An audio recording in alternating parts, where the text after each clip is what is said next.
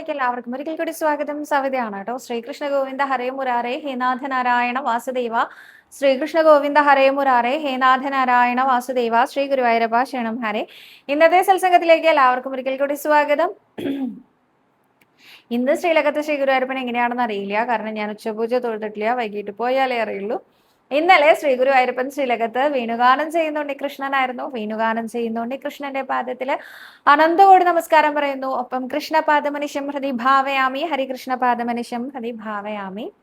അപ്പോൾ ഇന്നത്തെ വിശേഷങ്ങൾക്ക് മുൻപായിട്ട് ഹരേ രാമ രാമ രാമ ഹരേ ഹരേ, ഹരേ കൃഷ്ണ കൃഷ്ണ കൃഷ്ണ ഹരേ ഹരേ, ഹരേ രാമ രാമ രാമ ഹരേ ഹരേ, ഹരേ കൃഷ്ണ കൃഷ്ണ കൃഷ്ണ ഹരേ ഹരേ. പൂർവം രാമതപോവനാദിഗമനം ഹത്വാ മൃഗം കാഞ്ചനം, വൈദേഹി ഹരണം ജടായുമരണം, സുഗ്രീവ സംഭാഷണം, ബാലി നിഗ്രഹണം സമുദ്രതരണം, ലങ്കാപുരീദാഹനം, പശ്ചാൽ രാവണ കുംഭകർണഹനനം, ഏതദ്ധി രാമായണം. ഏകശ്ലോകി രാമായണത്തിലൂടെ നമുക്ക് ഇന്നത്തെ വിശേഷങ്ങൾ നോക്കാം. ഇന്നത്തെ വിശേഷം നോക്കുന്നതിന് മുൻപായിട്ട് ഇന്നലെ ഞാൻ ചോദിച്ചത് സീതാദേവിയുടെ അച്ഛന്റെ പേരെന്താണ്, സീതാദേവിയുടെ നാട് ജന്മദേശം ഏതാണ് എന്നൊക്കെയായിരുന്നു. വിദേഹ രാജ്യത്തെ രാജകുമാരിയായിരുന്നു സീതാദേവി. അതുകൊണ്ടാണ് വൈദേഹി എന്ന പേര് വന്നത്. വിദേഹത്തിന്റെ തലസ്ഥാനമാണ് മിഥിലാപുരി. അതുകൊണ്ടാണ് മൈഥിലി എന്ന പേര് വന്നത്. അതുപോലെ തന്നെ ജനക മഹാരാജാവിന്റെ വളർത്തുപുത്രിയായിരുന്നു സീതാദേവി. ജനക മഹാരാജാവ് എന്താ പറയുക, യാഗത്തിന് വേണ്ടിയിട്ട് നിലം ഉഴുതുമറിക്കുക എന്ന് പറയില്ലേ, ആ സമയത്ത് ഭൂമിയിൽ നിന്നാണ് ഈ ഒരു സീതാദേവിയെ ലഭിച്ചത്. അതുകൊണ്ട് തന്നെ ഭൂമിപുത്രിയായിട്ടും സീതാദേവി അറിയപ്പെടാറുണ്ട്. അപ്പോൾ ഇത്രയും ചോദ്യങ്ങളായിരുന്നു ഇന്നലെ ഞാൻ ചോദിച്ചിട്ടുണ്ടായിരുന്നത്. എല്ലാവരും കറക്റ്റ് ഉത്തരാട്ടോ പറഞ്ഞത്. മിഥില എന്ന് പറഞ്ഞവരുണ്ട്, വിദേഹം എന്ന് പറഞ്ഞവരുണ്ട്, ജനകൻ എന്ന് പറഞ്ഞവരുണ്ട്, ഭൂമിദേവി എന്ന് പറഞ്ഞവരുണ്ട്. അപ്പൊ എല്ലാ ഉത്തരങ്ങളും ശരിയാണ്. അപ്പോൾ അതിൻ്റെയൊക്കെ കാരണങ്ങളും ഞാനിവിടെ പറഞ്ഞു കഴിഞ്ഞു. അപ്പൊ ഇനി ഇന്നത്തെ ചോദ്യം എന്താന്ന് വെച്ചാൽ, അതുപോലെ ശ്രീരാമന്റെ കുലഗുരു ആരാണെന്നും കൂടി ഞാൻ ചോദിച്ചിട്ടുണ്ടായിരുന്നു. വസിഷ്ഠനാണ് ശ്രീരാമന്റെ കുലഗുരു കേട്ടോ. അപ്പൊ ഇനി ഇന്നത്തെ ചോദ്യം എന്താന്ന് വെച്ചാൽ, ശ്രീരാമദേവന്റെ വനവാസത്തിനായിട്ട് ആരാണ് ആഗ്രഹിച്ചത്? ആരുടെ നിർദ്ദേശപ്രകാരമാണ് ശ്രീരാമന് വനവാസം സ്വീകരിക്കേണ്ടി വന്നത് എന്നുള്ളതാണ് ഒന്നാമത്തെ ചോദ്യം.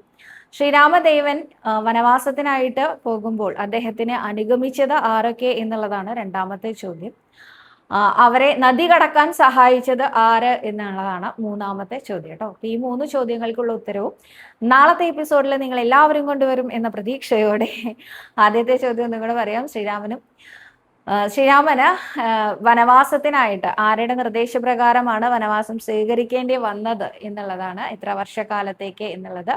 അതേപോലെ തന്നെ ആരൊക്കെയാണ് ശ്രീരാമനെ അനുഗമിച്ച് വനവാസത്തിന് തയ്യാറായത്? അവര് ആദ്യം പോയത് ഗംഗാനദിയുടെ തീരത്തേക്കാണെന്നും ആ നദി മുറിച്ചു കിടക്കാൻ ആരാണ് അവരെ സഹായിച്ചത് എന്നുള്ളതുമാണ് ഇന്നത്തെ ചോദ്യം കേട്ടോ.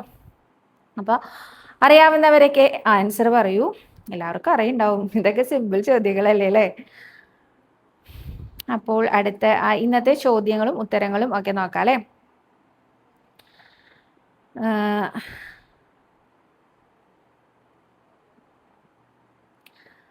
ആദ്യമായിട്ട് ദിവ്യ രഞ്ജിത്ത് പറഞ്ഞ ഒരു മെസ്സേജാണ് കേട്ടോ, ഞാൻ വായിക്കാം. പലതവണ ഗുരുവായൂർ പോയിട്ടുണ്ട്. ഒരു മിന്നായം പോലെ ഭഗവാനെ കാണും. അലങ്കാരം ഒന്നും മനസ്സിലാവുന്നില്ല. ഒരാഗ്രഹം പറയട്ടെ. ഒരു ദിവസം സവിതയുടെ കൂടെ വന്ന് ഈ കാര്യങ്ങളൊക്കെ നേരിട്ട് സവിത കാണിച്ചു തന്ന് അങ്ങനെ തൊഴുത് കണ്ണ് നിറയെ കണ്ട് മനസ്സിലാക്കി അവിടെ പ്രദക്ഷിണം വെക്കണം. നടക്കില്ല എന്തായാലും എന്ന്. നോക്കൂ, നമ്മുടെ ഉണ്ണികൃഷ്ണൻ വിചാരിച്ച നടക്കാത്ത ഒരു കാര്യമില്ല കേട്ടോ. ഉണ്ണികൃഷ്ണനോട് പ്രാർത്ഥിച്ചാൽ എന്തും, അസാധ്യമായ എന്ത് കാര്യങ്ങളെയും സാധ്യമാക്കുന്നവനാണ് ശ്രീ ഗുരുവായൂരപ്പൻ. നമ്മുടെ പ്രാർത്ഥനയുടെ ആ ഒരു തീവ്രതയ്ക്കനുസരിച്ചാണ് നമുക്കുള്ള അനുഗ്രഹങ്ങളും കിട്ടുക. നമ്മളൊരു തണുപ്പൻ മട്ടിലാണ് ഒരു കാര്യത്തിന് വേണ്ടി ഭഗവാനെ സമീപിക്കുന്നതെങ്കിൽ ഭഗവാൻ വിചാരിക്കും, നീ പ്രാർത്ഥിച്ചോളൂ, നീ പ്രാർത്ഥിക്കണില്ലേ എന്നൊക്കെ നോക്കി ഭഗവാൻ ഇവിടെ മിണ്ടാതിരിക്കും. നേരെ മറിച്ച് ഗുരുവായൂരപ്പ എനിക്കിത് നേരെയാക്കി തരണേ എന്ന് പറഞ്ഞിട്ട് നമ്മൾ ഉള്ളൊരുക്കി പ്രാർത്ഥിക്കുക വിചാരിക്കാം. എന്നാൽ നമുക്കത് നേരെ ആവാനുള്ള ഒരു യോഗവും ഇല്ല, എന്ന് വെച്ചാൽ അത് നന്നാവില്ല നമുക്ക്. അപ്പൊ നമ്മളൊരു കാര്യത്തിന് വേണ്ടി പ്രാർത്ഥിക്കുകയാണ്, വളരെ അതികഠിനമായിട്ട് നമ്മളത് വേണം എന്ന് പറഞ്ഞ് വാശി പിടിച്ച് പ്രാർത്ഥിക്കുകയാണ്. അത് നമുക്ക് നന്നാവില്ല എന്ന് ഉറപ്പുണ്ടെങ്കിൽ ഉണ്ണികൃഷ്ണൻ എന്താ ചെയ്യാന്നറിയോ? നീ അങ്ങനെ വാശിയൊന്നും പിടിക്കണ്ട, നിനക്കത് നന്നാവില്ല എന്ന് പറയും. പോകെ പോകെ നമ്മുടെ തീവ്രത കുറഞ്ഞു വരും. നമുക്ക് ആ ആഗ്രഹം തന്നെ ഇല്ലാണ്ടാവും. നമ്മുടെ മനസ്സിൽ നിന്ന് അത് എങ്ങോട്ടോ പോകും. ആ മോഹവിനാശകനാണ് ഉണ്ണികൃഷ്ണൻ. അപ്പോൾ എന്ത് കാര്യത്തിനും ഉണ്ണികൃഷ്ണനോട് അതികഠിനമായിട്ട് പ്രാർത്ഥിച്ചാൽ നടക്കാത്തതായിട്ടൊന്നുമില്ല. എൻ്റെ കൂടെ തൊഴുതാൽ പ്രത്യേകതയൊന്നുമില്ല കേട്ടോ. സാധാരണ എല്ലാവരും തൊഴണ പോലെ തന്നെയാണ് ഞാനും തൊഴുന്നത്. പക്ഷെ നമുക്ക് ഇടയ്ക്കിടയ്ക്ക് കൃഷ്ണാരിമിത്രത്തിലൂടെ എല്ലാവരെയും ഒരുമിച്ച് കൊണ്ടുപോയി തൊഴാൻ സാധിക്കാറുണ്ട് എനിക്ക്, വാക്കുകളിലൂടെ മാത്രമാണെങ്കിലും. നോക്കൂ, ആചാര്യന്റെ പ്രത്യേകതയാണ് കേട്ടോ, വാക്കുകളിലൂടെ വരച്ച് കാണിച്ചു തരും.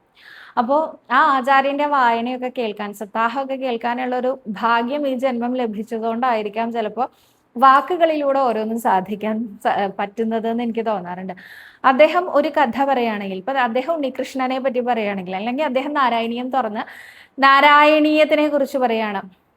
അദ്ദേഹം പറയാണ്, രണ്ടാമത്തെ ദശകം വായിക്കുകയാണ്. അപ്പൊ രണ്ടാമത്തെ ദശകത്തിന്റെ അർത്ഥം പറയുമ്പോൾ അദ്ദേഹം ആദ്യം പറയും, രണ്ടാമത്തെ ദിവസം മേൽപ്പത്തൂര് കുളിച്ചു വന്ന് അകത്ത് കെട്ടുംപടിയിൽ പടിഞ്ഞ് അവിടെ കയറി നമസ്കരിച്ച് ഭഗവാനെ കണ്ടതിന് ശേഷം അകത്ത് കെട്ടുംപടിയിൽ വന്നിരുന്ന ആ ഗ്രന്ഥം ഇങ്ങനെ എന്താ പറയാ, ആ ശ്ലോകത്തിനെ കുറിച്ച് ആലോചിക്കാൻ തുടങ്ങുമ്പോൾ തന്നെ ഒരു 3 വയസ്സുകാരൻ ഉണ്ണികൃഷ്ണൻ കുഞ്ഞു കസവും മുണ്ടൊക്കെ ഉടുത്തുകൊണ്ട് കേരളീയ സമ്പ്രദായത്തിലെ വേഷവിധാനത്തോടു കൂടി മുമ്പിൽ വന്ന് പടിഞ്ഞങ്ങടെ ഇരിക്കും.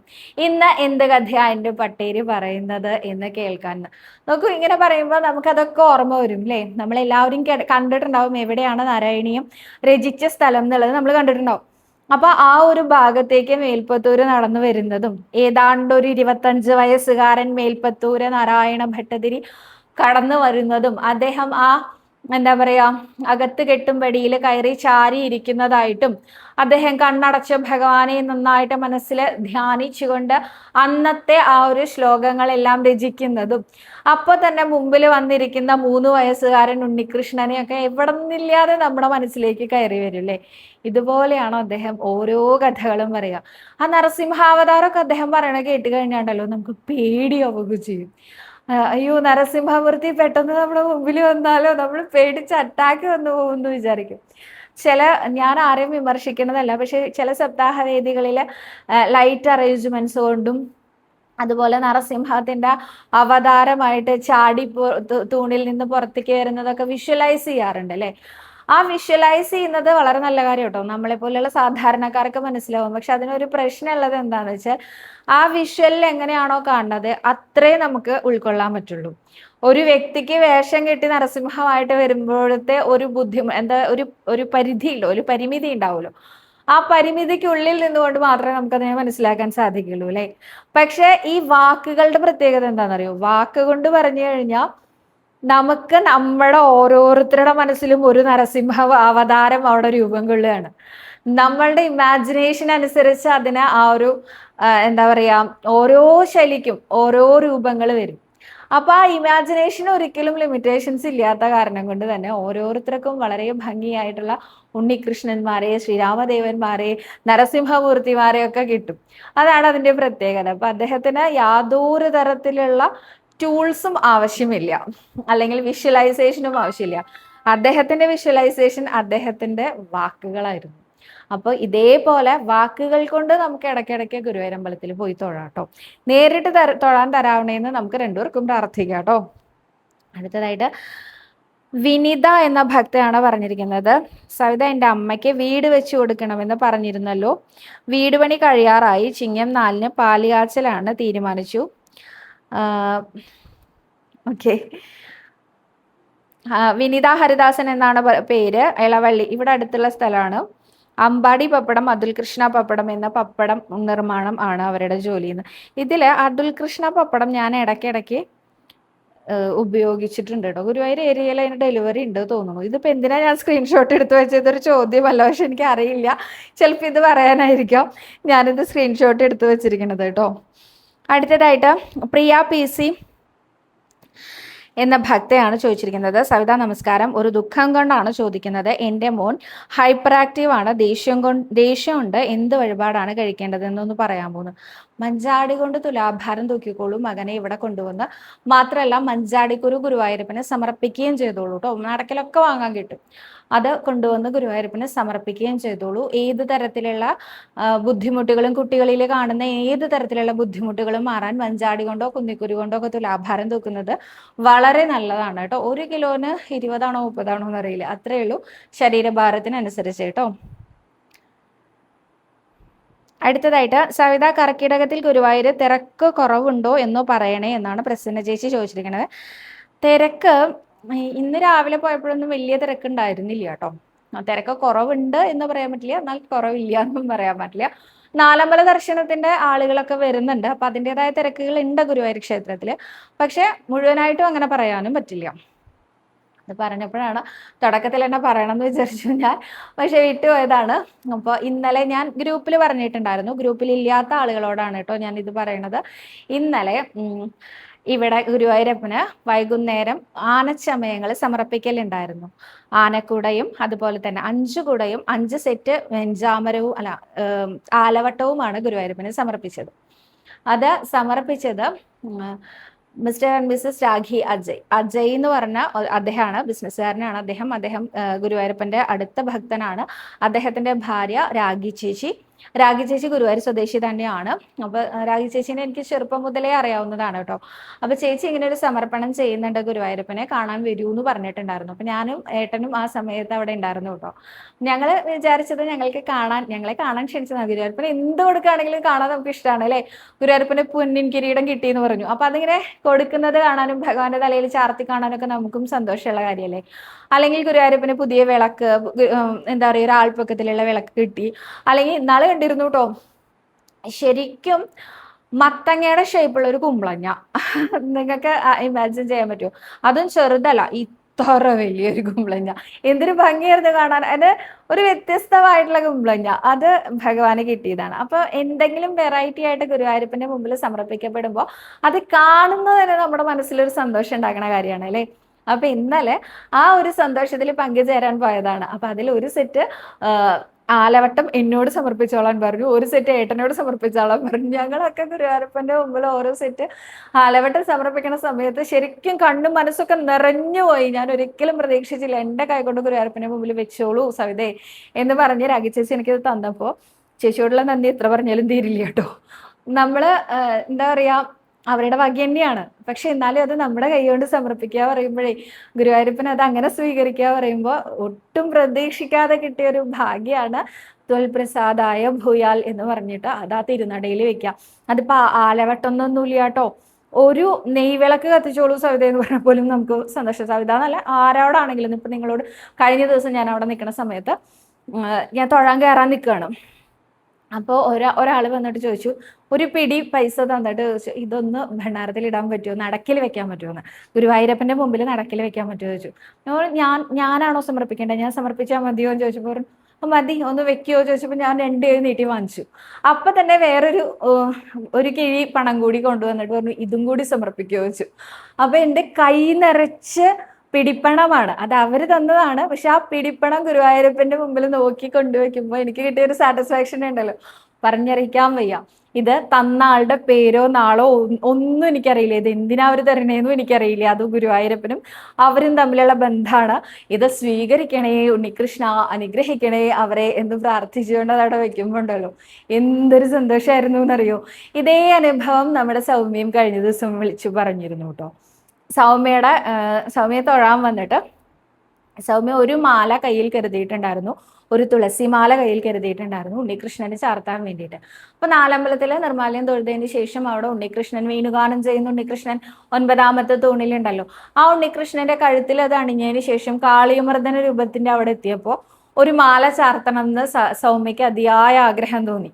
പക്ഷെ എന്തോ സൗമ്യ ഒരു മാലയല്ലേ വാങ്ങിയുള്ളൂ. അത് കഴിഞ്ഞിട്ട് സൗമ്യ ഒന്നും കൂടി താമരക്കണ്ണനെയൊക്കെ തൊഴുത് തിരിച്ചു വരുമ്പോഴേക്കും അവിടെ ഒരു തുളസിമാല ഉണ്ടായിരുന്നു എന്നും ഭഗവാന്റെ കഴുത്തിൽ. ആ തുളസിമാല സൗമ്യയെ കണ്ടപ്പോൾ സൗമ്യയുടെ കയ്യിൽ വീണു.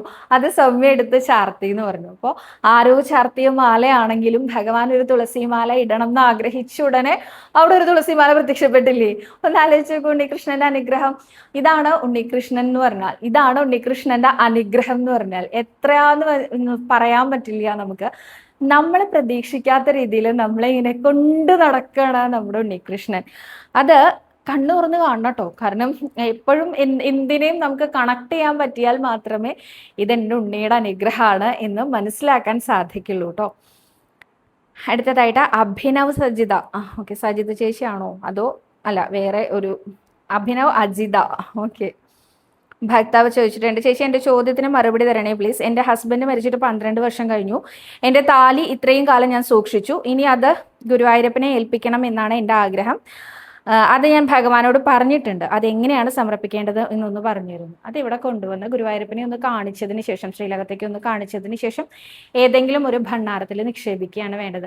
കാരണം അത് ഓൾറെഡി നമ്മൾ ഉപയോഗിച്ചതല്ലേ. അപ്പോൾ ഗുരുവായൂരപ്പന് ചാർത്താൻ കൊടുക്കാൻ നമുക്ക് പറ്റില്ല. അല്ലെങ്കിൽ ഒന്ന് ചാർത്തി കാണിച്ചു തരുമോ എന്ന് ചോദിക്കാം.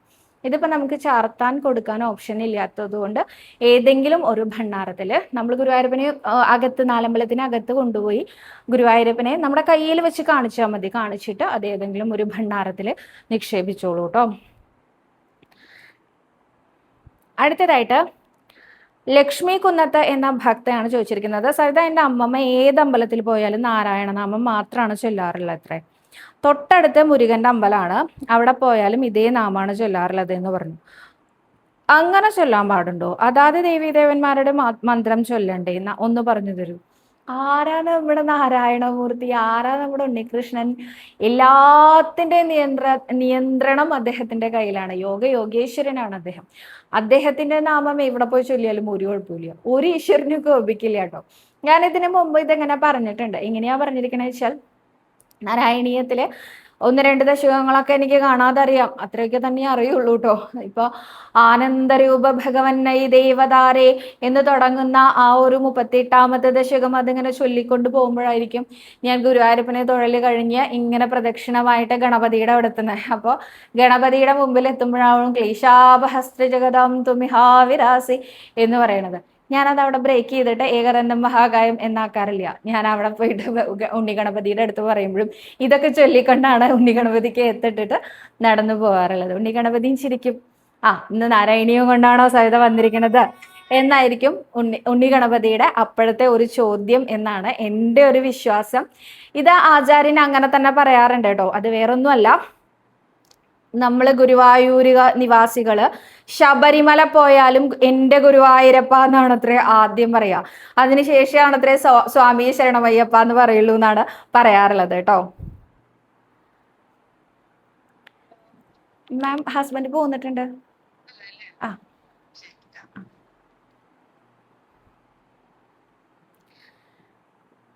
അപ്പോൾ അങ്ങനെ ഏത് ഈശ്വരന്റെ മുമ്പിൽ പോയിട്ടും നമുക്ക് ഗുരുവായൂരപ്പാന്ന് വിളിക്കാം. അതുകൊണ്ട് ഒരു തെറ്റുമില്ല. ഇനിയിപ്പോൾ ഏത് ഈശ്വരന്റെ മുമ്പിൽ പോയിട്ട് ഏത് ഈശ്വരനെ വിളിച്ചാലും നമ്മൾ എന്താ ചിന്തിക്കണേന്നറിയോ? നമ്മൾ നമ്മളെ വെച്ചാ ചിന്തിക്കണേ. ഇപ്പം എൻ്റെ വീട്ടിൽ കയറി വന്നിട്ട് എൻ്റെ അടുത്ത വീട്ടിലെ ഒരു സംഗീത എന്ന് പറഞ്ഞ ഒരു കുട്ടി ഉണ്ട് വിചാരിക്കുക. അപ്പോൾ സംഗീതയ്ക്ക് സുഖല്ലേ എന്നൊക്കെ എൻ്റെ വീട്ടിൽ വന്ന് ചോദിച്ചാൽ എനിക്ക് ദേഷ്യം വരും. എൻ്റെ പേര് സംഗീതയല്ല, എൻ്റെ പേര് സവിതയാണ്. അല്ല സംഗീതയല്ലേ, സംഗീതയ്ക്ക് സുഖല്ലേ എന്ന് ചോദിച്ചാൽ നമ്മൾ പറയില്ലേ, അല്ല ഞാൻ സവിതയാണ്, നിങ്ങൾക്ക് ആള് തെറ്റിയതാണ് എന്ന് പറയില്ലേ. അത് നമ്മുടെ ചിന്തയാണ് കേട്ടോ. ഇത് ഈശ്വരന്മാരാണ്, ദേവന്മാരാണ്. അവർക്ക് അങ്ങനെയൊന്നുമില്ല. അവർക്ക് അറിയാം നമ്മൾക്ക് മുമ്പ്, അതായത് നമ്മൾ ഇന്ന് കാണുന്ന ഈ ശരീരത്തോട് കൂടിയിട്ടുള്ള നമ്മളാവുന്നതിന് എത്രയോ മുമ്പ്, നമ്മളെ എത്രയോ ജന്മാന്തരങ്ങളായിട്ട് നമ്മുടെ ഉണ്ണികൃഷ്ണനും നമ്മുടെ ഉണ്ണിഗണപതിക്കും നമ്മുടെ മഹാദേവനും ഒക്കെ അറിയാം. അതുകൊണ്ട് നമ്മൾ എന്ത് നാമം ചൊല്ലിയാലും അവിടെ സ്വീകരിക്കും. ഇതിന് മറ്റൊരു ഉദാഹരണമാണ് വില്ലുമംഗലം സ്വാമിയാർ.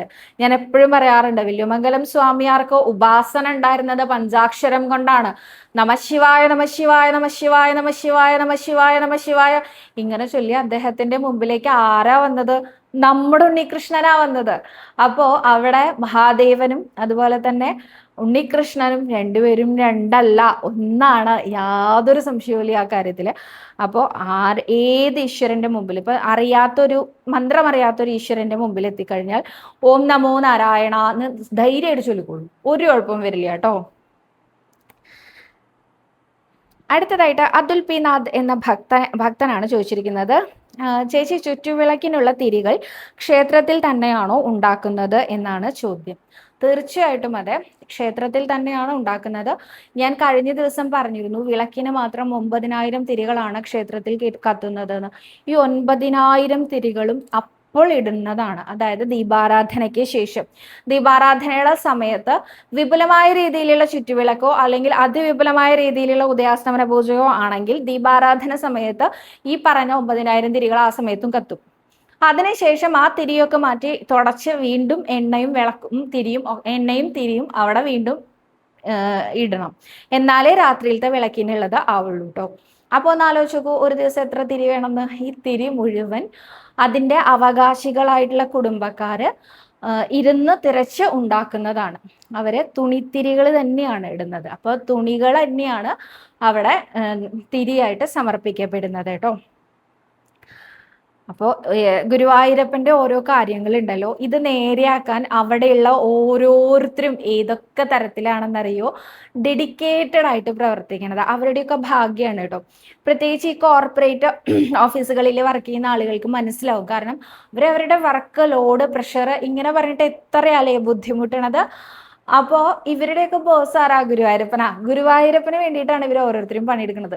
അവര് പണിയെടുക്കുന്ന രീതികൾ കണ്ടാലോ നമുക്കിങ്ങനെ അത്ഭുതമാവും, നോക്കി നിൽക്കാൻ തോന്നും. കുറച്ച് ദിവസമായിട്ട് ഞാൻ വിളക്ക് തൊഴാൻ പോകാറുണ്ട് എന്ന് പറഞ്ഞല്ലോ.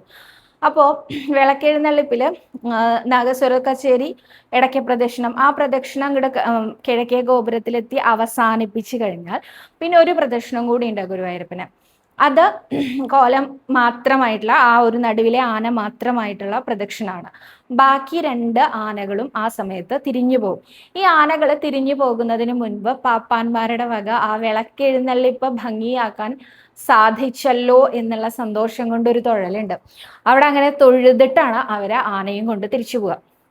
ആ സമയത്ത് അത്ര നേരം മുമ്പിലെ വിളക്ക് പിടിച്ചുകൊണ്ടിരുന്നിരുന്ന വാര്യന്മാരും നമ്പീശന്മാരും ഉണ്ട്. അവർ ആ വിളക്ക് അവിടെ വെച്ചിട്ട് ഒരു ദീർഘദണ്ഡ നമസ്കാരമുണ്ട്. അവരെല്ലാവരും നമസ്കരിക്കും ഭഗവാന്റെ മുമ്പിൽ. ആ സമയത്ത് ആനപ്പുറത്തുനിന്ന് ഓരോ കീഴ്ശാന്തിയായിട്ട് ഇറങ്ങുന്നുണ്ടാവും. ഈ ആലവട്ടം, വെഞ്ചാമരം അതൊക്കെ പിടിച്ചിട്ടുള്ള ആൾക്കാരുണ്ടല്ലോ, അവർ ഓരോരുത്തരായിട്ട് ഇറങ്ങുന്നുണ്ടാവും. ആന മടക്കി കൊടുക്കണ്ട, അവരിറങ്ങുന്നുണ്ട്. ഈ നടുവിലത്തെ ആനയുടെ, മറ്റേ ആനയുടെ ആൾക്കാരെയും കൊണ്ടാ പോവുക. ആനക്കൊട്ടിലെത്തിയിട്ടേ അവർ ഇറങ്ങുള്ളൂ. അപ്പോൾ അത് കഴിഞ്ഞിട്ട് ഈ നടുവിലത്തെ ആനയുടെ ആനക്കൊട പിടിച്ചിരിക്കുന്ന കീഴ്ശാന്തി ഉണ്ണി അവിടെ നിന്ന് ഇറങ്ങിയിട്ട് അദ്ദേഹം മാത്രം നേരെ നാലമ്പലത്തിനകത്തേക്ക് പ്രവേശിക്കും. ബാക്കിയുള്ളവരൊക്കെ തിരിച്ചു പോകുന്നത് കാണാം കുളത്തിന്റെ അവിടേക്ക്. അദ്ദേഹം ആ നാലമ്പലത്തിലേക്ക് പോകുന്നത് എന്തിനാണെന്നറിയോ? അദ്ദേഹം അത്ര നേരം മുണ്ടുടുത്തിട്ടാണല്ലോ ആനപ്പുറത്തിരിക്കുക. പോയിട്ട് അദ്ദേഹം മാറി എന്താ പറയാ തറ്റുടുത്ത് വരണം, വസ്ത്രം കൊണ്ട് തറ്റുടുത്ത് വരണം. അതിനുള്ള സമയത്തിനാണ് അദ്ദേഹം അങ്ങനെ അകത്തേക്ക് പോകുന്നത്. അത് കഴിഞ്ഞ് ഒരു പ്രദക്ഷിണം കൂടി ഇങ്ങനെ വെക്കുന്നതിന് മുമ്പായിട്ട് മുമ്പില് ഇടയ്ക്ക് കൊട്ടുന്ന 2 കുട്ടികളുണ്ട്. അവരുടെ ഇടയ്ക്ക് മാറ്റിയിട്ട് ചെണ്ടയാക്കി മാറ്റും. അവരുടെ കയ്യിലുള്ള വാദ്യം മാറ്റി അവര് അടുത്ത വാദ്യം എടുക്കും. ഇതൊക്കെ ഓരോരുത്തരും ചെയ്യുന്ന കാര്യങ്ങളാണ് കേട്ടോ. അവർ ആ ഒരു 2 മിനിറ്റ് സമയം കൊണ്ട് അവരുടെ വാദ്യം മാറ്റിയിട്ട് അവര് എന്താ പറയുക കൊട്ടോട് കൂടിയിട്ടുള്ള പ്രദക്ഷിണമാണ് അടുത്ത പ്രദക്ഷിണം. ആ പ്രദക്ഷിണത്തിനായിട്ട് അവര് ചുറ്റും ഇങ്ങനെ പോകുന്നുണ്ടാവും. ആ സമയത്ത് അത് കഴിഞ്ഞിട്ട് പിന്നെ ഈ ഒറ്റ പ്രദക്ഷിണം കൂടി കഴിഞ്ഞ് വരുമ്പോഴേക്കും അകത്തു പോയ കീഴ്ശാന്തി തട്ടുകൊടുത്ത് പുറത്തേക്ക് ഇറങ്ങി വരുന്നുണ്ടാവും. അതെന്തിനാന്ന് വെച്ചാൽ ആനപ്പുറത്തുനിന്ന് കോലം താഴേക്ക് ഇറക്കി വെക്കാൻ ഒരാളുടെ സഹായം വേണം ആനപ്പുറത്തിരിക്കുന്ന കീഴ്ശാന്തിക്ക്. അപ്പൊ അദ്ദേഹം ആ കോലം എടുത്ത് താഴേക്ക് കൊടുക്കുമ്പോൾ അത് സ്വീകരിക്കാൻ പാകത്തിന് തട്ടുകൊടുത്ത് വേണം അത് സ്വീകരിക്കാൻ. അപ്പൊ തട്ടുകൊടുത്ത് നിൽക്കുന്ന ആ കീഴ്ശാന്തി അത് സ്വീകരിച്ച് അതവിടെ നിലത്ത് വെക്കും. ഇവിടെയുള്ള പ്രത്യേകത ശാന്തിയേറ്റ കീഴ്ശാന്തിക്ക് മാത്രമാണ് തിടമ്പ് എടുക്കാനും എഴുന്നള്ളിക്കാനും തൊടാനും ഒക്കെയുള്ള അവകാശമുള്ളൂ. അപ്പോൾ ഈ ആനപ്പുറത്ത് നിന്ന് കോലത്തിൽ നിന്ന് വാങ്ങുന്ന ഒരു കീഴ്ശാന്തി ഉണ്ടല്ലോ, അദ്ദേഹത്തിന്റെ കയ്യ് തിടമ്പിലേക്ക് പോകാതെ അദ്ദേഹം അത് വളരെ ശ്രദ്ധാപൂർവം വാങ്ങുന്നത് കാണാം.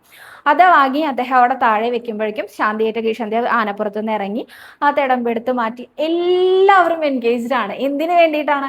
അവിടുത്തെ ഗുരുവായൂരപ്പന്റെ വിളക്കെഴുന്നള്ളിപ്പ് ഭംഗിയാക്കാൻ വേണ്ടിയിട്ട്. അപ്പൊ നമ്മളിങ്ങനെ നോക്കുന്ന, അപ്പൊ ഇതേമാതിരിയാണ് തിരിയിടുന്ന കാര്യം പറഞ്ഞത്. തിരിയിടുന്ന ആ പാരമ്പര്യാവകാശികളായിട്ടുള്ള കുടുംബക്കാരാണ് തിരി ഉണ്ടാക്കുന്നതും ഇടുന്നതും ഒക്കെ കേട്ടോ. അപ്പൊ ആ തിരി ഇടുന്ന ആൾക്കാര് ഓരോ ദിവസത്തേക്ക് വേണ്ട തിരി എണ്ണം കണക്കാക്കി കെട്ടി ഇവിടെ കൊണ്ടുവന്ന് അത് എണ്ണയിൽ മുക്കി പിഴിഞ്ഞ് അത് തിരിയിടുക എന്നുള്ള ഒരു ചടങ്ങ്. എണ്ണ ഒഴിക്കാൻ കിണ്ടിയിൽ എണ്ണയായിട്ട് അത് കൊണ്ടുപോയി ഒഴിക്കുക. ഇതേമാതിരി തന്നെ ദീപാരാധന സമയത്ത് ഏതൊക്കെ നടയിൽ എത്രയൊക്കെ തിരി വയ്ക്കണം എന്നുള്ളതിന് അവർക്ക് കണക്കുണ്ട്. ആ സമയത്ത് അവര് തിരി കത്തിക്കാനുള്ള തിരികളൊക്കെ തയ്യാറാക്കിയിടുക. ഇതൊക്കെ എന്താ പറയുക, ഇതൊക്കെ അവർ ചെയ്യുമ്പോൾ അവർക്ക് ഭൗതികമായ നേട്ടങ്ങൾ മാത്രമല്ല ഉണ്ടാവുന്നത്, ആത്മീയമായ ഉയർച്ചയും കൂടി ഉണ്ടാവും. കാരണം അവരാർക്ക് വേണ്ടിയാണ് പണിയെടുക്കണേ? നമ്മുടെ ഉണ്ണികൃഷ്ണന് വേണ്ടിയിട്ടാണ്.